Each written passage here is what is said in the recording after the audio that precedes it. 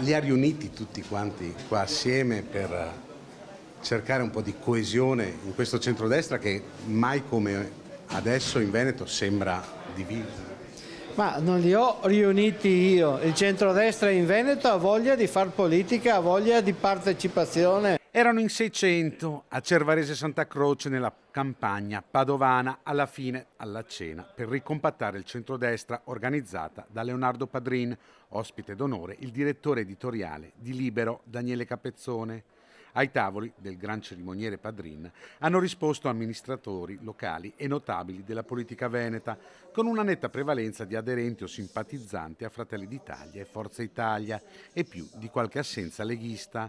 Convitato di pietra il futuro presidente del Veneto. Prima dell'antipasto, l'inno d'Italia, tra i commensali la domanda: il centrodestra veneto andrà unito alle regionali? Nessun dubbio da parte di Capezzone. Sarebbe paradossale dare l'idea di una decisione presa a Roma e imposta ai cittadini veneti che, sono abituati da molti secoli orgogliosamente a decidere per se stessi e a non consentire ad altri di decidere da fuori. Sarebbe veramente assurdo pensare di impostare o imporre un meccanismo di questo genere e non accadrà.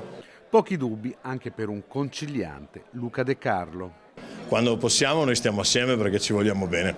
Stefani sabato scorso era ai banchetti Veneto ai Veneti, che sono le parole d'ordine della Lega. Sono parole d'ordine che magari si collidono un po' con quello che è la politica di Fratelli d'Italia. No, ha ragione, anch'io sono convinto che il Veneto debba andare ai Veneti. Infatti noi di Fratelli d'Italia siamo tutti veneti e convintamente veneti, convintamente italiani, quindi non possiamo che abbracciare questo slogan del mio amico Alberto. E sono proprio i numeri della raccolta firme avviata dalla Lega a dare forza alla presenza, in ritardo va detto alla cena per un impegno milanese, del segretario leghista Alberto Stefani. Abbiamo lanciato una raccolta firme che in questi giorni sta ottenendo un successo clamoroso e contiamo di superare le 50.000 firme nel più breve tempo possibile. Pace fatta tra Lega e Fratelli d'Italia.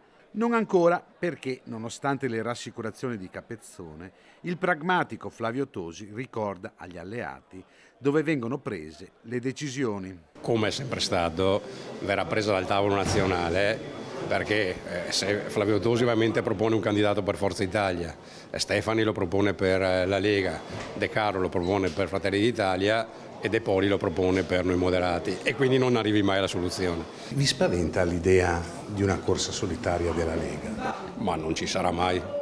Sono pronto a scommettere qualsiasi cifra che non ci sarà una corsa solitaria perché sarebbe l'unica possibilità, perché in centrodestra in Veneto ha sempre vinto a mani larghe e vince a mani larghe anche questa volta perché il centrosinistra in Veneto non tocca palla. Può toccare palla solo se il centrodestra corre diviso.